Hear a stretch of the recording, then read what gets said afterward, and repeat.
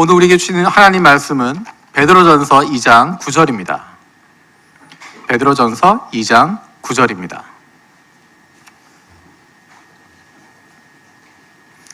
우리 한 목소리로 같이 읽겠습니다. 시작.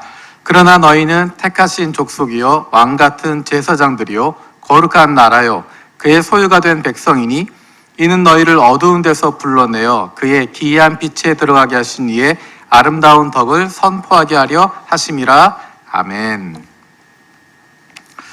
우리가 날마다 하나님께 찬양을 드립니다. 찬양을 드리는데 그 찬양들의 많은 가사들이 성경에서 따왔습니다. 성경에서 많이 가사를 따오게 됐습니다. 오늘 불렀던 찬양들도 성경에서 많은 가사를 가져오게 됩니다.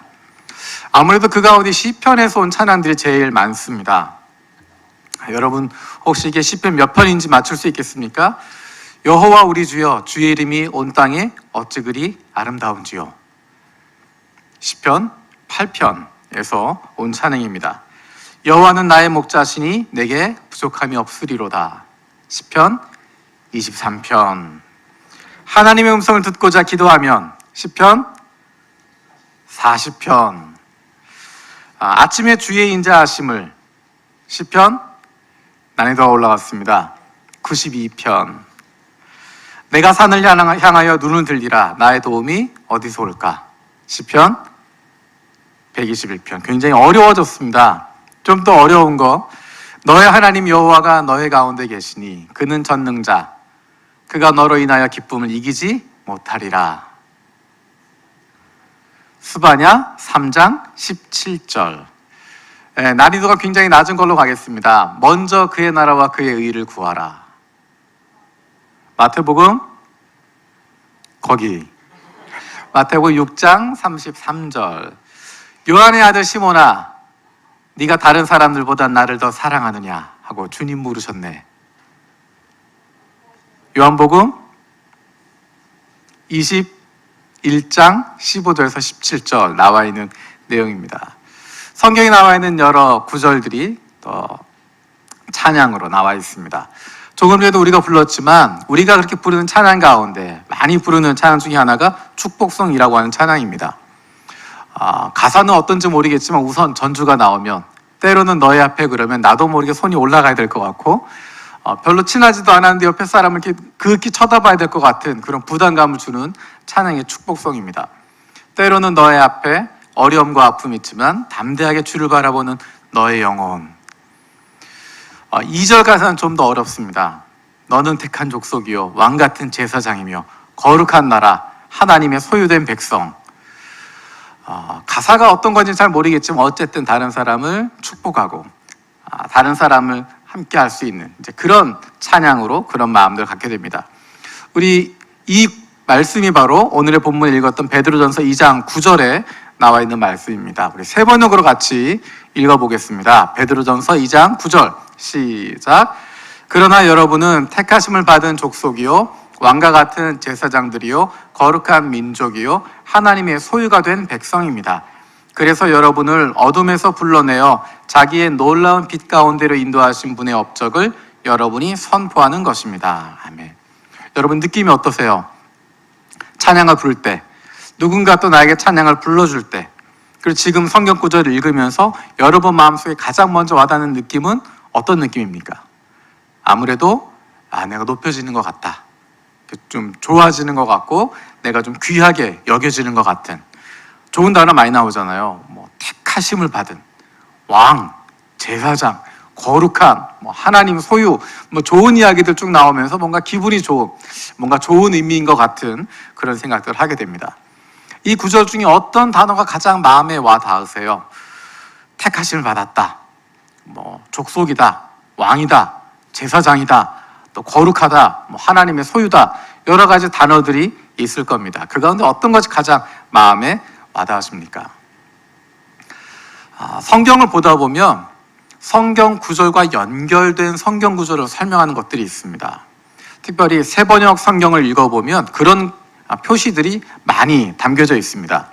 개역개정으로 볼 때는 아무런 표시가 없는데 새번역 성경으로 보면 오늘 읽었던 본문 앞에 리을자가 붙어 있고 밑에 숫자들이 몇 개 나와 있습니다. 연관된 성경 구절 표시를 하고 있습니다. 세번역 성경이 가지고 있는 장점 중에 한 가지가 이런 부분입니다. 개역개정에 비해서 연결되어진 관련된 성경 구절들 연결하고 있는 내용들이 훨씬 더 많이 있고, 이 단어가 히브리어로는 어떤 의미고 헬라어, 그리스어로는 어떤 의미다, 왜 이런 단어가 쓰여졌다라고 하는 부분들을 조금이나마 설명이 담겨져 있기 때문에 우리가 읽는데 도움을 많이 줄 수 있습니다. 우리가 잘 모르는 고대 단위에 대해서 또 설명이 들어가 있기도 하고, 여러 가지 단어의 의미 같은 것도 설명이 들어가 있기 때문에 여러분이 성경을 읽으시면서, 특별히 세번역 성경을 읽으시면서는 밑에 나와 있는, 각주로 나와 있는 내용들을 여러분이 꼭 보시면 큰 도움이 됩니다. 오늘 본문을 보면 본문 앞에 세 가지의 성경 구절이 연결되어 있다라고 표시가 되어 있습니다. 이사야 43장 20절, 출애굽기 19장 5절 6절, 이사야 43장 21절 되어 있습니다. 이 구절들을 살펴보면서 우리가 찬양했던, 우리가 축복했던, 우리가 이야기했던 이 베드로전서 2장 9절이 가지고 있는 의미가 어떤 것인지를 다시 한번 살펴보면 좋겠습니다. 먼저 이사야 43장 20절 말씀을 같이 보도록 하겠습니다. 같이 읽겠습니다. 시작. 들짐승들도 나를 공경할 것이다. 이리와 타조도 나를 찬양할 것이다. 내가 택한 내 백성에게 물을 마시게 하려고 광야에 물을 대고 사막에 강을 내었기 때문이다. 이제 앞에 부분을 더 보면 조금 더 이야기가 있지만 20절에 나와 있는 가장 중요한, 오늘의 본문에 있는 베드로전서 2장 9절과 연결되고 있는, 직접 연결되고 있는 부분은 뒷부분입니다. 내가 택한 내 백성에게 물을 마시게 하려고 광야에 물을 대고 사막에 강을 내었기 때문이다. 여러분, 어떤 내용이 떠오르시나요? 광야에 물을 대고 사막에 강을 냈다. 그리고 내가 택한 백성에게 물을 마시게 하려고 그렇게 했다라는 구절입니다.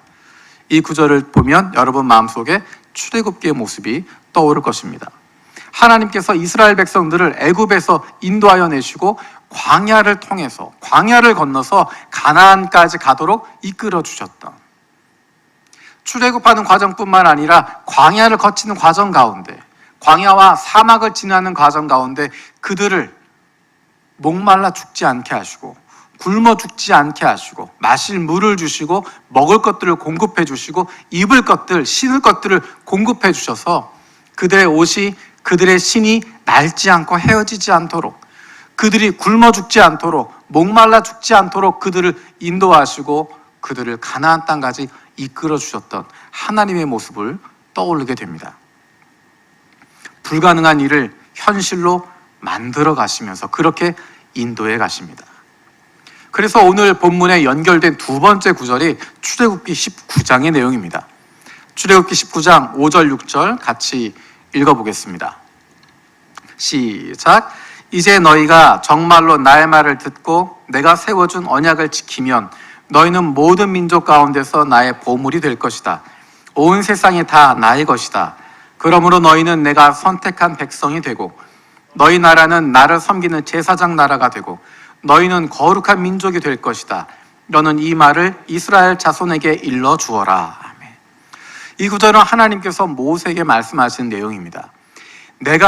하나님께서 왜 이스라엘 백성들을 출애굽시키셨는지, 왜 그들을 가나안 땅으로 보내시려고 하는지, 왜 그들을 하나님의 백성으로 삼으셨는지 그 이유를 설명해 주시는 구절입니다.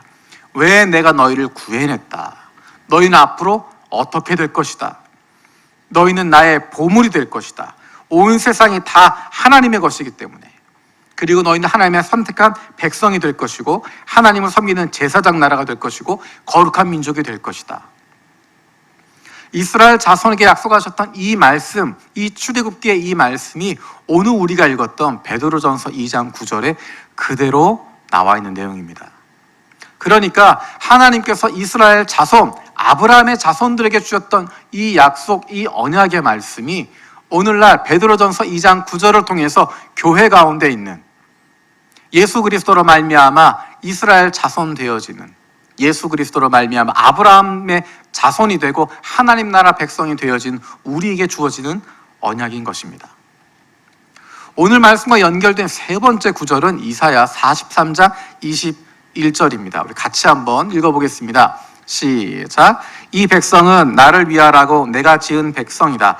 그들이 나를 찬양할 것이다. 이 구절은 제가 찬양에 대한 공부를 할 때 처음 접했던 구절입니다. 사실 어려서부터 교회를 다녔지만 성경 전체를 읽어볼 기회가 많지 않았고, 특별히 정말 재미없는 책 이사야에 나온 것이기 때문에 들어볼 기회가 없는 구절이었는데, 어려서부터 청년의 때부터 이 구절을 배웠던 것은 찬양에 대해서 배우면서 들었던 것입니다. 제목은 왜 찬양해야 되는가? 누가 찬양해야 되는가? 어떻게 찬양해야 되는가? 그것을 공부할 때 꼭 나오는 구절이 이사야 43장 21절입니다. 성경 퀴즈에도 꼭 나오는 구절이었습니다. 이 백성은 왜 지었나? 하나님이 이 백성을 지은 이유가 뭔가? 찬양하도록 하기 위해서. 몇 장 몇 절인가? 이사야 4321. 그래서 시험도 늘 나오게 되고 외웠던, 늘 머릿속에 있는 것은 찬양하는 거야. 찬양하도록 하나님이 그들을 구원하셨어. 하나님의 백성들의 할 바는 찬양하는 거야. 그러니까 우리 모두가 큰 소리로 찬양해야 되고, 찬송가 부를 때 입 다물고 있으면 안 되고, 열심히 찬양으로 봉사하고 성가대하고 찬양대하고 악기도 하고 그래야 돼 라고 배웠습니다. 얼마나 마음이 힘들었겠어요. 여러분도 마찬가지, 몇 분 빼고 나머지 분들은 그렇지 않으세요?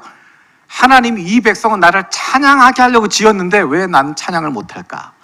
왜 난 노래를 잘 못하지? 그럼 나는 하나님을 위한 백성이 아닌가 싶기도 하고, 그런 부담감을 갖기도 하고, 사실 어렸을 때 그런 마음을 가져서 하나님이 이 백성을 찬양하도록 지으셨으니까 뭔가 거기에 맞추려면 내가 노래를 못해도 찬양하는 신용이라도 내야 되지 않을까. 그래서 성가대에 들어가고, 중학교 때부터 또 성가대에 들어가서 베이스하는 친구 옆에서 꿈뻑꿈뻑 붕어짓도 하고 하면서 어쨌든 찬양하고 있는 것처럼 보이려고 노력을 했습니다. 그런데 시간이 지나면서 발견하게 된 것은 이사야 43장 21절에서 이야기하고 있는 이 백성이 그들이 나를 찬양할 것이다 라고 하는 것은 단순히 곡조 있는 노래만 이야기하는 것이 아닙니다. 늘 노래를 불러야 되는, 늘 악기를 연주해야 되는, 늘 무언가 곡조 있는 찬양을 불러야 되는 그런 것이 아니라, 이 백성들은 나를 찬양한다고 하는 것의 원래 의미는 자랑한다라는 것입니다. 하나님을 찬양하도록, 하나님을 자랑하도록, 하나님을 드러내도록, 온 세상 가운데 하나님을 나타낼 수 있도록, 하나님이 어떤 분이신지를 보여줄 수 있도록 만들었다라는 것입니다. 지금 읽었던 이 말씀들은 한 가지의 약속에서 시작되고 있습니다. 한 가지의 약속을 시작으로 해서 거기서 계속 반복되고 있는 표현들입니다. 그 약속은 어떤 것이냐면 우리가 알고 있는 아브라함에게 주셨던 약속입니다. 하나님께서 아브라함을 부르시고 아브라함 한 사람 부르셔서 그 사람으로 말미암아 아브라함의 자손에게 복을 주시는 그 약속, 그 언약, 그것이 이루어질 수 있도록 만들어 주시는 것입니다. 우리가 전에 살펴보았던 창세기 12장 2절, 3절의 말씀입니다. 우리 같이 읽어보겠습니다. 시작.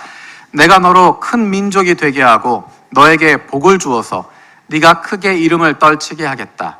너는 복의 근원이 될 것이다. 너를 축복하는 사람에게는 내가 복을 베풀고 너를 저주하는 사람에게는 내가 저주를 내릴 것이다. 땅에 사는 모든 민족이 너로 말미암아 복을 받을 것이다. 아멘.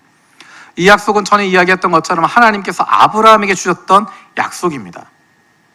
아브라함뿐만 아니라 그로부터 시작되는 공동체, 하나님이 약속하신 그 공동체에 주시는 언약입니다. 그래서 우리가 그것을 흔히 이스라엘 민족이라고 이야기를 합니다. 하지만 더 정확하게 이야기하면 이스라엘 민족이 아니라 아브라함의 자손이 되는 것입니다. 아브라함의 모든 혈연을 갖고 있는 모든 사람들이 그 공동체가 되는 것이 아니라 오직 부르심을 받은, 약속을 받은 자손들이 그 공동체가 되는 것입니다. 아브라함 한 사람에게만 주신 약속이 아닙니다. 아브라함, 네가 부자가 되고 네가 강건해지고 네가 불로장생하게 되고 네가 모든 것을 성취하게 될 거야. 세상에서 가장 부자가 되고 가장 지혜로워지고 가장 높은 이름을 얻게 될 거야 라고 약속하시는 것이 아니라 아브라함, 너의 자손들에 대한 약속을 하고 있습니다. 아브라함, 너로부터 시작된 아브라함의 자손들이 누리게 될 복을 이야기하고 있는 것이고 그 공동체에게 주시는 약속입니다. 그런데 이 약속은 조금 전에도 이야기했던 것처럼 단순하게 네가 혹은 너의 자손이 세상에서 가장 부유해지고 세상에서 가장 강한 나라가 되고 세상을 통치하는 나라가 될 거야 라고 하는 약속과는 전혀 다른 것입니다. 복의 근원이 될 것이야 라고 이야기하지만 그 복의 근원이 된다고 하는 것은 복을 받도록 할 수 있는 통로가 된다는 것입니다. 복을 나누어주는 존재가 된다는 것입니다. 아브라함과 아브라함의 자손 때문에 다른 사람들이 복받을 수 있게 해준다는 것입니다. 그것이 3절에 나와 있는 약속입니다. 다시 한번 같이 읽겠습니다. 3절입니다. 시작. 너를 축복하는 사람에게는 내가 복을 베풀고 너를 저주하는 사람에게는 내가 저주를 내릴 것이다. 땅에 사는 모든 민족이 너로 말미암아 복을 받을 것이다. 너에게 복을 주는 사람에게 복을 주고 너를 저주하는 자를 저주할 거다. 너로 말미암아 너의 자손들로 말미암아 모든 민족이 복을 얻게 될 것이다. 이 복은 지난주에도 나누었던 것처럼 아브라함이 영적으로 성숙하지 않았을 때 주어진 것입니다. 그에게 어떠한 자격도 주어지지 않았을 때, 어떠한 자격도 가지고 있지 않을 때 그에게 주어진 것입니다. 그래서 지난주 이야기했던 것처럼 이것은 은혜로 주어진 것입니다. 그를 의롭다고 여겨주시는 하나님께서 은혜로 그에게 부어주시는 것입니다. 아브라함이 복의 근원이 될 수 있었던 것, 그리고 땅에 사는 모든 민족이 그로 말미암아 복을 얻을 수 있게 된 것은 아브라함의 노력이나 능력으로 된 것이 아닙니다. 그가 최선을 다했기 때문에 이루어진 것도 아닙니다. 아브라함에게 필요했던 것은 단 한 가지입니다. 창세기 12장 1절에 말씀하셨던 것처럼 내가 너에게 말할 그 땅으로 가라 말씀하실 때 하나님과 함께 동행하고 따라갔던 것, 하나님과 함께 했던 것, 하나님이 가시는 그곳에 같이 있고 하나님과 함께 가는 그것이 바로 아브라함이 했던 것입니다. 다른 것이 아니라 하나님과 동행하고 있으면, 하나님과 함께하고 있으면 하나님께서 그것들을 이루어 주시는 것입니다. 그리고 아브라함은 그 복을 누리는 것입니다.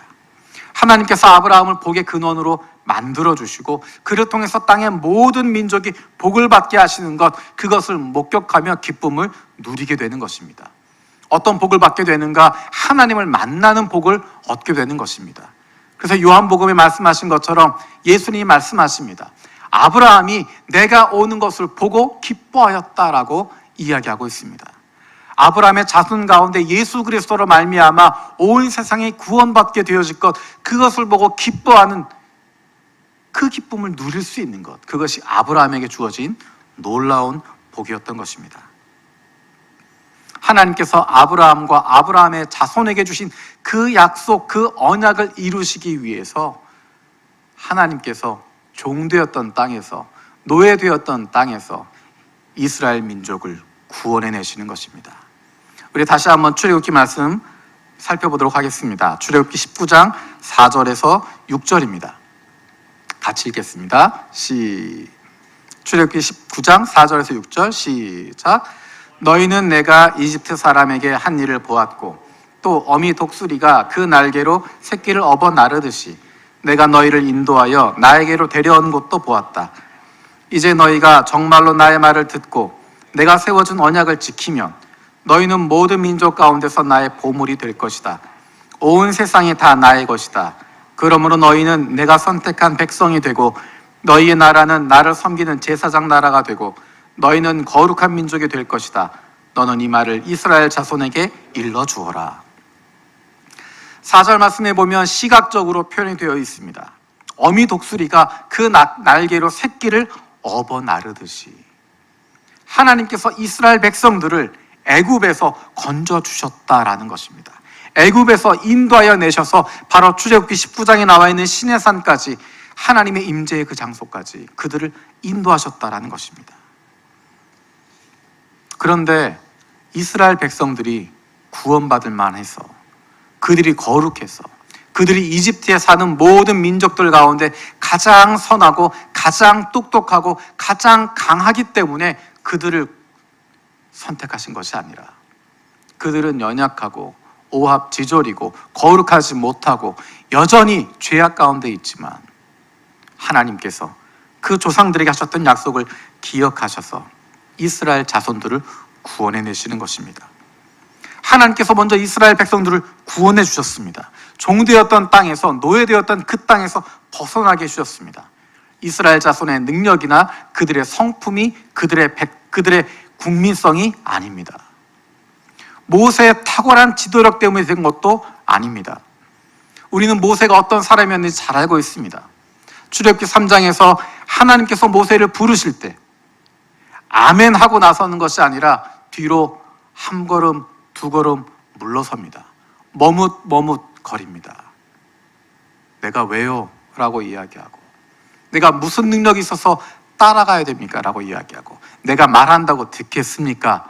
라고 이야기하고, 이스라엘 백성들이 나를 믿어주지 않을 겁니다. 나를 지도자로 세워주지 않을 겁니다. 바로가 내 말 듣지 않을 겁니다. 그러다가 하나님이 억지로 미루시니까 어쩔 수 없이 움직입니다. 잠시 이스라엘 백성들이 환호하고 좋아하니까 으쓱해지지만 곧 이내 이스라엘 지도자들이 그를 향해서 저주하고 저항하게 되니까 하나님 바라보며 불만을 토합니다. 네, 이럴 줄 알았습니다. 이 사람들이 안 할 줄 알았습니다. 왜 부르셨습니까? 왜 일을 하십니까? 하나님께서는 모세와 관계없이 하나님의 일을 진행하십니다. 모세는 조금만 힘들면, 어려우면 일을 멈추려고 하고 그만두고 싶어 합니다. 하지만 하나님께서 이끌어 가셔서 그 10가지의 재앙을 통해서 이스라엘 백성들을 구원해 내십니다. 어쩌면 출애굽기에 나와 있는 내용은 모세가 리더로 성장해가는 과정을 보여주는 것입니다. 모세라고 하는 탁월한 리더가 있기 때문에 이스라엘 백성이 출애굽할 수 있었던 것이 아닙니다. 하나님께서 별것 아니었던 모세를 쓰시고, 하나님께서 오합지졸 같은 이스라엘 백성들을 사용하시고, 하나님께서 아무것도 아니었던 이스라엘 사람들을 하나님의 군대로 만들어 주신 것입니다. 그리고 주시는 약속이 율법을 주시는 것입니다. 그리고 너희가 어떻게 살아야 되는지를 이야기하시는 것입니다. 먼저 은혜로 구원해 주시고 그 삶의 방식을 보여주십니다. 율법 조항을 지킴으로 구원을 얻는 것이 아니라 하나님을 왕으로 모시고 사는 사람들이 어떻게 살아가는지를 보여주는 것이 율법이고 십계명이고, 하나님의 백성답게 살 수 있는 것들을 구체적으로 이야기하고 구체적으로 말씀하고 있습니다. 그것이 출애굽기에 나와 있는 내용이고, 레위기에 나와 있는 내용이고, 신명기에 나와 있는 내용들입니다. 하나님의 백성들은 어떻게 살아야 되나, 어떤 공동체, 어떤 사회를 만들어가는 것인가, 그것을 알게 원하신다면 이번 주에 모세오경을 한번 읽어보십시오. 모세오경을 읽으면서 특별히 출애굽기, 레위기, 신명기를 읽으면서 내가 교회 책을 읽는다 생각하지 말고 사회학적인 마음을 가지고 책을 한번 읽어보십시오. 정치적인 생각을 가지고, 경제적인 관점을 가지고 출애굽기의 율법들, 레위기에 나와 있는 조항들, 신명기에 나와 있는 내용들을 사회적인 관점을 가지고, 정치적인 관점을 가지고, 경제적인 생각을 가지고 그 구절들을 한번 살펴보십시오. 전 세계에 이런 나라가 없습니다. 하나님이 말씀하신, 하나님이 보여주신 사회의 모습은, 정치의 모습은, 경제의 모습은 가장 힘이 없고 연약한 사람도 비참하지 않고 비굴하지 않고 구걸하지 않아도 되는, 인간의 존엄을 유지하면서 생명을 유지할 수 있는 그런 사회입니다. 힘이 없어도, 능력이 없어도, 나를 봐주는 뒤가 없어도 정의롭게 살아갈 수 있고 당당하게 살아갈 수 있는 사회. 부모가 돈이 많아서 그 돈으로 금수저를 누리며 살아가지 않아도, 내가 가진 것 아무것도 없어도 평등하게 살아갈 수 있고, 권력을 가졌다고 다른 사람 위에 군림하지 않게 되어지는 가장 아름답고 가장 공평한 사회, 가장 정의로운 사회, 가장 행복한 사회, 누구나 행복할 수 있는 거짓말 같은 사회, 그것이 바로 율법이 보여주고 있는, 레위기가 보여주고 있고 신명기가 보여주고 있는 사회의 모습입니다. 그것이 바로 우리가 잘 알고 있는 예수님이 말씀하신 산상수훈에서 보여주고 있는 그 모습이 바로 율법을 통해서 완성되어지는, 모세오경을 통해서 완성되어질 수 있는 하나님 나라의 모습, 하나님 나라 백성들의 삶의 모습입니다. 하나님은 이스라엘 자손을, 아브라함의 자손들을 제사장 나라로 삼으셨습니다. 제사장 나라는 어떤 역할을 하는 것인가? 다른 민족들을 하나님께 나아갈 수 있도록 하는 것입니다. 다른 민족들과 하나님 사이에 서는 존재입니다. 나만 구원받은 것이 아니라, 나만 예배하는 사람이 아니라 다른 민족들이 하나님께 나아갈 수 있도록, 하나님께 예배할 수 있도록, 하나님을 만날 수 있도록 이끌어주는 존재, 그 역할을 감당하는 것이 바로 제사장 나라의 역할입니다. 거룩한 민족이 어떤 것입니까? 우리만 특별하다, 우리는 똑똑하고 우리는 우월하니까 우리만 살아남아야 된다, 그것이 아니라 거룩하다고 하는 것은 구별되었다는 것이고 세상과 다른 모습을 보여주는 것입니다. 세상의 나라는 힘이 다스리고 있지만, 돈이 다스리고 있지만, 이 나라는, 거룩한 이 나라는, 구별된 이 나라는 하나님의 의가 다스리고 있고 사람들 마음속에 있는 하나님의 마음, 그 마음을 품고 있어서 그들이 욕심대로 행한다고 하더라도 그 나라가 피폐해지지 않을 수 있는, 사랑이 넘치고 공의가 넘칠 수 있는 그런 나라, 누구나 그 나라의 모습을 한번 보면 나도 저 나라 백성이 되고 싶다 마음 먹을 수 있는, 그 공동체의 모습을 보면 나도 저 공동체 일원이 되었으면 좋겠다, 나도 저 공동체에 들어가면 사랑받을 텐데, 내가 저 공동체에서 태어났다면 내 삶이 달라질 텐데, 그런 거룩한 나라, 그런 선택받은 나라의 모습을 보이는 것입니다. 그를 통해서 하나님이 어떤 분이신지, 하나님의 백성이 된다고 하는 것이 어떤 모습인지를 세상 가운데 보여주는 것입니다. 그것이 바로 이사야 43장 21절에서 이야기하고 있는 것입니다. 다시 한번 읽겠습니다. 이사야 43장 21절입니다. 이 백성은 나를 위하라고 내가 지은 백성이다. 그들이 나를 찬양할 것이다. 그들이 나를 자랑할 것이다. 그들이 하나님을 나타내게 될 것이다. 그들의 사는 모습을 보면 하나님이 어떤 분이신지가 세상 가운데 드러나게 되고 나타나게 될 것이다. 하나님이 어떤 분이신지를 세상 가운데 나타내는 것이다. 그 약속이 바로 교회에 주시는 약속입니다. 아브라함의 자손들에게 주셨던 그 약속, 아브라함의 자손을 통하여서 이 땅의 모든 민족이 복받게 하겠다 말씀하셨던 그 약속이, 하나님이 어떤 분이신지를 세상 가운데 보여주시겠다 하신 그 약속이 오늘날 교회를 통해서 이루어지는 것입니다. 우리 베드로전서 2장 9절 10절 말씀 같이 읽도록 하겠습니다. 베드로전서 2장 9절 10절입니다. 시작. 그러나 여러분은 택하심을 받은 족속이요 왕과 같은 제사장들이요 거룩한 민족이요 하나님의 소유가 된 백성입니다. 그래서 여러분을 어둠에서 불러내어 자기의 놀라운 빛 가운데로 인도하신 분의 업적을 여러분이 선포하는 것입니다. 여러분이 전에는 하나님의 백성이 아니었으나 지금은 하나님의 백성이요 전에는 자비를 입지 못한 사람이었으나 지금은 자비를 입은 사람입니다. 우리의 상황을 잘 보여주고 있는 것이 10절에 나와 있는 내용입니다. 전에는 우리는 하나님의 백성이 아니었다. 전에는 우리는 하나님의 백성이 아니었다. 아브라함의 자손이 될 수 없었다라고 이야기합니다. 하지만 이제는 우리가 예수 그리스도로 말미암아 하나님의 백성이 되었다. 아브라함의 자손이 되었다라는 것입니다. 예수님과 예수님 당시 유대인 종교 지도자들과 가졌던 갈등, 그 중심에는 아브라함의 자손에 대한 것이 있습니다. 하나님이 주셨던 그 언약, 그 약속을 누리게 되는 대상이 누구냐? 유대인들은 우리라고 이야기했습니다. 그 혈연 공동체, 그 피를 물려받은 우리라고 이야기하고 그 율법을 지키고 있는 우리라고 이야기하고 율법 조항을 지킴을 통해서 우리가 아브라함의 자손이라고 이야기하는 것입니다. 그 피를 받고 혈통으로 태어났기 때문에 우리가 아브라함의 자손이라고 이야기를 합니다. 하지만 예수님은 그들에게 이야기하십니다. 너희는 아브라함의 자손이 아니라 사탄의 자손이다. 하나님께서는 이 돌들로도 아브라함의 자손을 만드실 수 있다 말씀하십니다. 율법을 지켜서가 아니라, 선해서가 아니라, 그런 혈통을 타고나서가 아니라, 누군가가 불러줘서가 아니라 예수 그리스도의 보혈로 말미암아, 예수 그리스도로 말미암아 우리는 성령으로 거듭나게 되었고 하나님의 자녀가 되었고 하나님의 백성이 되었고 저와 여러분들이 아브라함의 자손이 된 것입니다.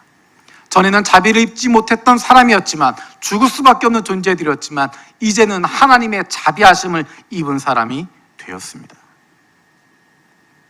그래서 우리는 하나님을 닮아가는 사람들이고, 그래서 아브라함에게 주신 그 복을 누리는 사람들이고, 그 언약을 지키는, 언약 가운데 있는 사람들입니다. 우리를 어둠에서 불러내어 하나님의 놀라운 빛 가운데 들어가게 하신 그 하나님, 그분이 어떤 분이신지를 우리가 선포하는 것입니다.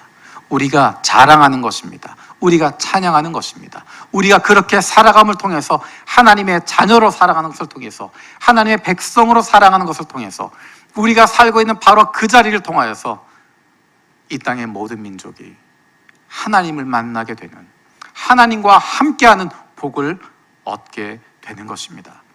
우리를 통해서 세상은 하나님을 만나게 됩니다. 우리 교회를 통해서 세상은 하나님의 공동체를 발견하는 것이고, 우리를 통해서 하나님께서 아브라함에게 줬던 그 약속이 이루어지게 되는 것입니다. 예수님께서 제자들에게 기도를 가르쳐 주십니다. 그 가운데 이렇게 이야기하십니다. 나라가 임하시오며 뜻이 하늘에서 이루어진 것 같이 땅에서도 이루어지이다. 아브라함에게 줬던 그 소명, 그것이 바로 아브라함의 자손들인 교회에게 주어진 것입니다. 내가 구원받는 것, 거기에서 끝나는 것이 아니라 우리에게 주시는 소명이 있습니다. 이 땅 위에서 하나님의 자녀로서, 하나님의 백성으로 살아가면서 하나님을 세상 가운데 드러내고 선포하고 자랑하고 찬양하는 것입니다. 그 빛을 드러내는 것입니다. 그로 말미암아 아브라함에게 약속하셨던 것처럼 너로 말미암아 땅의 모든 민족이 복받게 하겠다 하신 그 약속이 저와 여러분들을 통해서 이루어지게 될 것입니다. 기도하겠습니다. 살아계신 아버지 하나님, 감사드립니다. 아브라함에게 주셨던 그 약속을 기억합니다. 우리가 아브라함의 자손이 되었음을 기억합니다. 이 모든 것이 하나님의 은혜임을 기억합니다.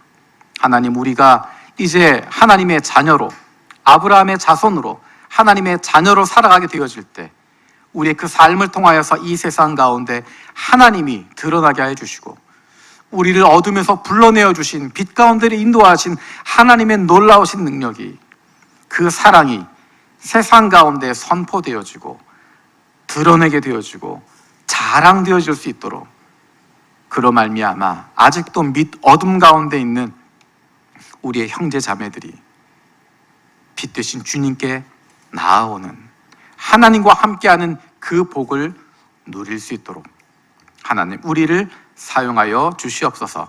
감사드리고 예수님의 이름으로 기도드립니다. 아멘.